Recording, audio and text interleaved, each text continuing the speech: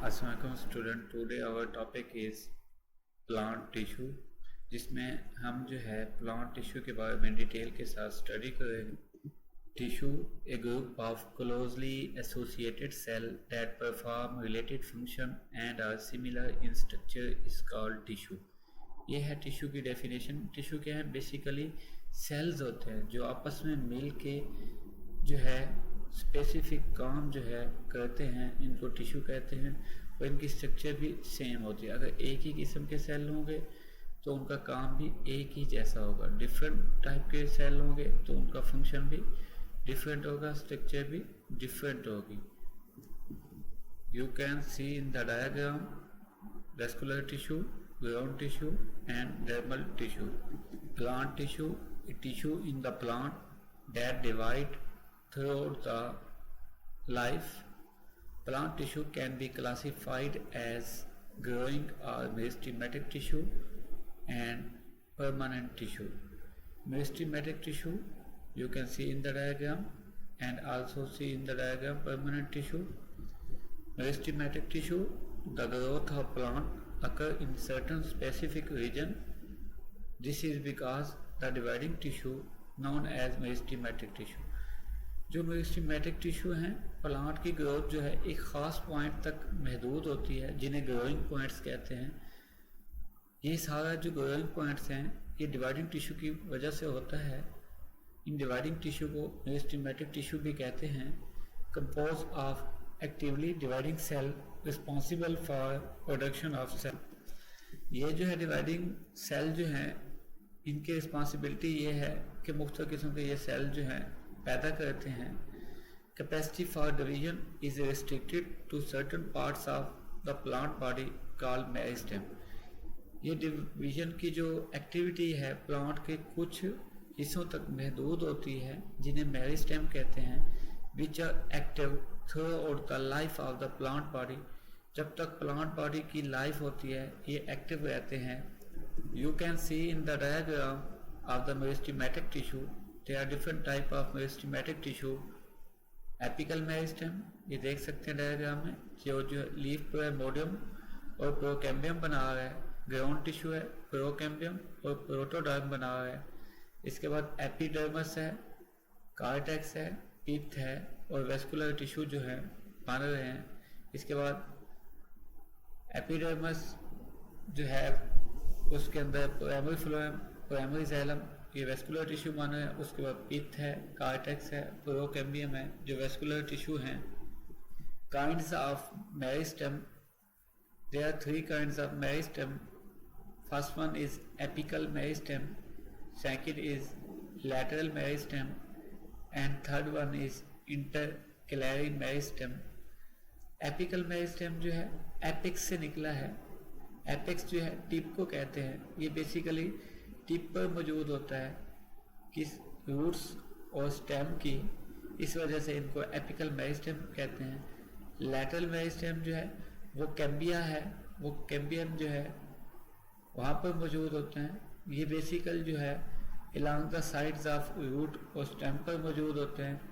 इनका जो मेजर काम है वो प्लांट की के अंदर जो स्टेम और रूट्स है उसके डायमीटर को इंक्रीज करते हैं, या विड्थ भी कह सकते हैं। टाइप्स जो हैं 2 किस्म के हैं, vascular cambium and chord cambium. इसके बाद इंटरक्लैरी मेरिस्टेम जो है ये यंग लीव्स और इंटरनोड की जो बेसिस होती हैं वहाँ पर मौजूद होते हैं। इनका जो मेजर काम है वो स्टेम और लीफ की जो लेंथ है उसके रिस्पॉन्सिबल होते हैं। Permanent tissue, the tissue that attain their mature form and perform specific function. ये मखसूस किस्म के मैच्योर जो हैं टिश्यू होते हैं और इनका जो काम है वो भी स्पेसिफिक है। ये डिवाइडिंग नहीं करते, सिंपल आप कह सकते हैं डिवीजन नहीं करते, दे स्टॉप डिवाइडिंग। इनकी जो टाइप्स हैं 2 हैं, simple permanent tissue and complex permanent tissue. Simple permanent tissue consist of only one kind of cell are called simple permanent tissue. इसकी एक टाइप है डर्मल और सरफेस टिश्यू। एक्सटर्नल टिश्यू होते हैं, डर्मल जो है सरफेस को कहते हैं, सरफेस जो है एक्सटर्नल सरफेस पर मौजूद होंगे, इसलिए ये एक्सटर्नल टिश्यू होते हैं। Form protective covering of plant body, ये प्लांट बॉडी की जो बाहर वाली कवरिंग होती है उसको बनाते हैं। इसकी एग्जांपल जो है एपिडर्म और पेरिडर्म है। Epidermis, the outermost layer of primary plant body, cover the leaves, floral part, fruit, seed, stem and root is called epidermis. Generally only one layer thick with cuticle. ये इसकी जो thickness है सिर्फ एक layer जो है होती है जिसके साथ जो है क्यूटिकल मौजूद होता है। कंपोज मोस्टली ऑफ अनस्पेशलाइज्ड सेल, इधर पैरेन्केमा एंड स्क्लेरेन्केमा। यहाँ पर जो है अनस्पेशलाइज्ड सेल जो है पैरेन्केमा या स्क्लेरेन्केमा सेल मौजूद हो सकते हैं। They contain trichome, stomata, bulliform cell in grasses. इनके अंदर ट्राइकोम, स्टोमेटा, बुलीफॉर्म सेल जो है मौजूद होते हैं। ट्राइकोम जो है बेसिकली ये जो है प्लांट बॉडी को जो है प्रोटेक्ट करते हैं। ये जो है जब एपिडर्मल सेल की डिवीजन होती है तो उसके नतीजे में ये प्रोड्यूस होते हैं। Structure of epiderm, you can see the structure of epiderm in the diagram. सबसे पहले देखें अपर लेयर जो है एपिडर्मस है, उसके ऊपर जो है क्यूटिकल मौजूद है, नीचे पैलिसेड लेयर है जिन्हें मेसोफिल सेल कहते हैं, बंडल शीथ सेल है, उसके नीचे जाइलम है, फ्लोएम है, लोअर एपिडर्मिस है, स्पॉन्जी सेल है, गार्ड सेल है, स्टोमा है, क्यूटिकल है और मुख्तलिफ किस्म की वेन्स हैं। ये एनाटमी है एपिडर्मिस सेल की। Stomata are special pores that are present on the surface of leaf. They are present on one side or on both sides of the leaf. Their major function is gas exchange. Stomata जो है ख़ास किस्म के छोटे छोटे सुराख होते हैं जिनका जो मेजर काम है गैसेस का तबादला करना है। ये जो है पत्ते की एक साइड पे भी मौजूद हो सकते हैं या पत्ते की दोनों साइडों पे भी मौजूद हो सकते हैं। सरफेस व्यू आप देख सकते हैं, एपिडर्मल सेल है, thickening inner wall of guard cell है, उसमें न्यूक्लियस है, स्टोमा है, क्लोरोप्लास्ट है। जब इसका क्रॉस सेक्शन देखते हैं तो आपको जो है ऐसे दिखाई देगा, एपिडर्मल सेल है, गार्ड सेल है और इसके अलावा ये लीफ है, उसका हम स्टोमेटा जो है दिखाया गया है। Cuticle lines the outer wall of the epidermal cell made up of waxy material that protect the plant from desiccation. Cuticle जो है एपिडर्मस के ऊपर जो है एक आउटर वॉल होती है जो वैक्सी मटेरियल से मिलकर बनी होती है, जिसका मेजर काम होता है कि प्लांट को प्रोटेक्ट करना है फ्रॉम डेसिकेशन, ताकि प्लांट के अंदर जो है पानी जो है रिमूव ना हो, यानी कि एक्स्ट्रा लॉस ऑफ वाटर ना हो। ये आप देख सकते हैं डायग्राम में जो है क्यूटिकल मौजूद है अपर और लोअर साइड पे एपिडर्मिस के। ट्राइकोम क्या होते हैं? Trichome is a outgrowth of epidermal cell, यानी कि एपिडर्मल सेल के ऊपर जो आउटग्रोथ होती है उसको ट्राइकोम कहते हैं।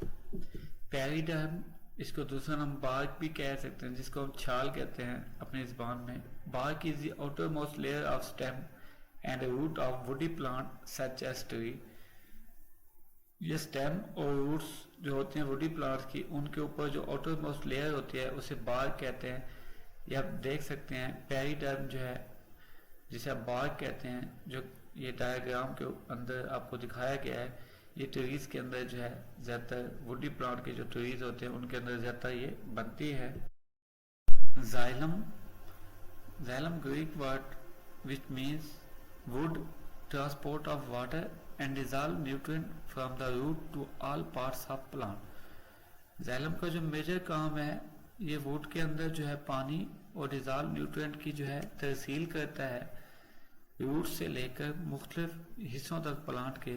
इसकी जो डायरेक्शन है वो अपवर्ड है, ऊपर की समत में होती है, यानी कि नीचे से ऊपर की तरफ, यानी कि रूट से स्टेम की to stem and then leaves. There are two types of xylem, primary xylem and secondary xylem. Primary xylem differentiate from procambium in the apical meristem and occur throughout the primary plant body. Primary xylem जो है differentiate करता है procambium से जब apical meristem के अंदर जो है, और ये जो है प्राइमरी प्लांट बॉडी के अंदर मौजूद होता है. जो सेकेंडरी xylem है वो डिफरेंशिएट फ्रॉम वेस्कुलर कैम्बियम, वो वेस्कुलर कैम्बियम से डिफरेंशिएट करता है. It is commonly called would. Secondary xylem को हम कॉमनली वुड भी कहते हैं. xylem जो है आप डायग्राम में देख सकते हैं, प्राइमरी xylem है, उसके बाद सेकेंडरी xylem बनेगा, प्राइमरी फ्लोएम है, उसके बाद सेकेंडरी फ्लोएम बनेगा, और सेंट्रल में एनुअल ग्रोथ लेयर जो है बन रही है. एक साल में जो है एक एनुअल रिंग बनता है. जाइलम जो है दो जैलरी एलिमेंट से मिलकर बनता है. The conducting cell in the xylem, ये कंडक्टिंग सेल जाइलम में होते हैं. Two kinds of xylary element, tracheids and vessel element. Tracheid जो है basically only water conducting cell होते हैं वुडी प्लांट में, नॉन फ्लावरिंग प्लांट में भी हो सकते हैं. वेसल एलिमेंट जो है सेवरल ग्रुप ऑफ प्लांट के अंदर मौजूद हो सकते हैं including angiosperm. Vessel element elongated होते हैं, डेड हो जाते हैं जब ये मैच्योर होते हैं, और इनकी जो सेल वाल है सेकेंडरी सेल वाल वो लिग्निन की बनी होती है, इसलिए इनको लिग्निफाइड सेकेंडरी सेल वाल कहते हैं. यह डायग्राम में ट्रेकियाइड्स और वेसल एलिमेंट जो है देख सकते हैं.